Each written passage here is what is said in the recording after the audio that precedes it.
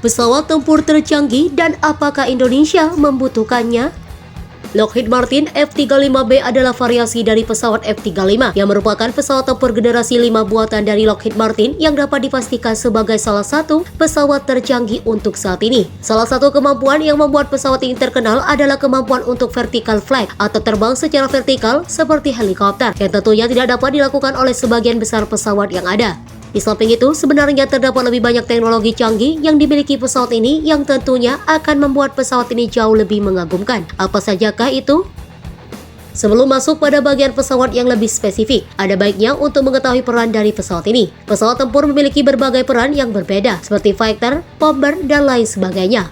Untuk F-35B ini didesain sebagai street fighter, yaitu pesawat tempur yang memiliki desain dengan tujuan pesawat lebih sulit dideteksi oleh musuh. Akan tetapi F-35B ini tidak hanya terfokuskan pada kemampuan street saja, namun pada aspek lainnya membuat pesawat ini semakin fleksibel.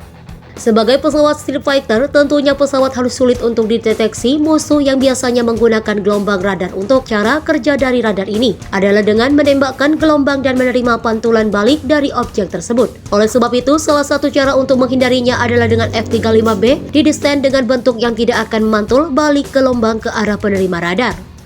Beberapa detail dari F-35B yang bertujuan untuk menghindari gelombang radar memantul balik pertama dari bentuk ekor pesawat. Tidak seperti bentuk ekor pesawat umumnya, F-35B ini memiliki bentuk V yang sebenarnya bertujuan supaya gelombang memantul keluar. Sebab desain umumnya yang menggunakan satu ekor saja membuat pesawat lebih mudah untuk terdeteksi.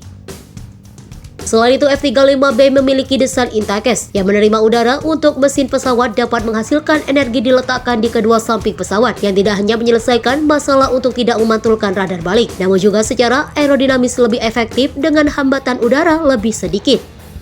Terdapat detail lagi dari desain pesawat ini, yaitu terlihat beberapa ujung pesawat yang dibentuk tidak lurus namun bergerigi yang memiliki tujuan untuk memperlemah radar yang dipantulkan kembali. Terlihat pada setiap pintu pesawat, seperti untuk tangga sehingga pilot dapat naik dan turun pesawat, untuk senjata ataupun roda pendaratan.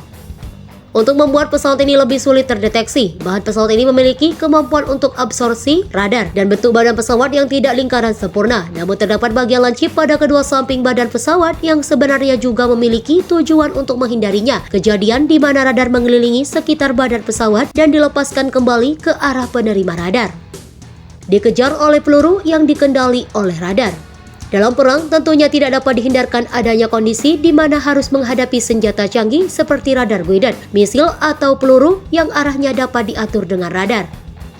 Pesawat ini pun memiliki sebanyak 3 cara untuk menghindari kehancuran dari senjata-senjata tersebut. Pertama, pesawat secara aktif menghambat peluru yang ingin mengunci targetnya dengan melepaskan sinyal penghambat dari umpan yang mereka lepaskan dan terhubung pada belakang pesawat. Ketika radar berhasil mengunci targetnya, maka pesawat akan berusaha untuk lepas dari kuncian senjata dengan mengganggu algoritma pelacak yang mengendali peluru untuk sampai pada targetnya. Terakhir, bila peluru sudah menuju pesawat tersebut, maka umpan mulai melepaskan radar yang mensimulasikan radar dari pesawat, sehingga peluru akan menuju umpan tersebut. Teknologi terbang secara vertikal. Diketahui sebagian besar bukaan pesawat memiliki bentuk gerigi yang memiliki tujuan untuk memperlambat deteksi dari musuh. Semua terkecuali pintu pada bagian atas pesawat yang di dalamnya terdapat kipas angkat yang sangat kuat. Untuk kipas dapat menghasilkan gaya ke arah bawah, maka kipas tersebut mengambil udara dari bagian atasnya. Udara tersebut harus melalui tutupan untuk sampai pada masukan, sehingga tutupan tersebut harus membuat udara dapat melalui tanpa mengakibatkan banyak aliran turbulen yang dapat menurun performa dari kipas tersebut. Tidak seperti bila tutupan berbentuk gerigi yang akan mengganggu aliran udara. 2 kipas saja tidak cukup untuk mengangkat pesawat ini, maka dari itu dibutuhkan juga bantuan dari mesin utama. Hal ini dapat dilakukan dengan cara mengatur exhaust nozzle dari pesawat ini ke arah bawah. Terdapat 3 bagian pada nozzle yang dapat dirotasikan bersama-sama, sehingga dapat transisi dari terbang biasa ke terbang vertikal ataupun sebaliknya dengan mulus.